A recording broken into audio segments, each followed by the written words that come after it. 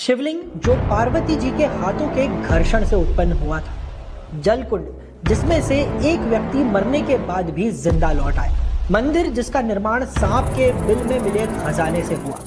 यह है भारत का आखिरी ज्योतिर्लिंग।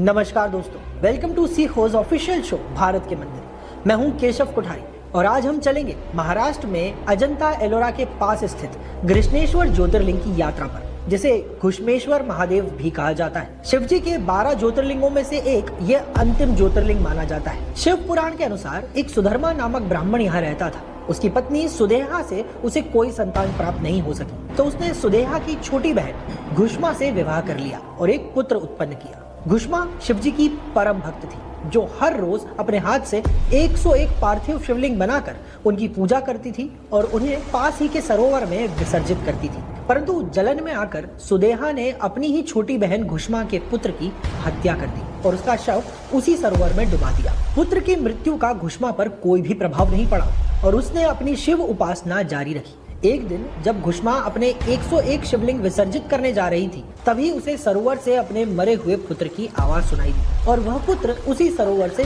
जीवित बाहर आया। उसी समय घुष्मा की भक्ति से प्रसन्न हुए शिवजी भी वहां प्रकट हुए। उन्होंने ही घुष्मा के पुत्र को पुनर्जीवित किया था। शिवजी ने घुष्मा को उसकी बड़ी बहन सुदेहा की सच्चाई बताई और उसे दंड देने लगे। तब घुष्मा ने शिवजी को रोका और अपनी बहन को माफ कर उसे सद्बुद्धि देने को कहा। तब शिवजी घुष्मा की करुणा से प्रसन्न हुए और यही घुश्मेश्वर रूप में विराजित हो गए। वही जलकुंड आज शिवालय के नाम से यहाँ प्रसिद्ध है।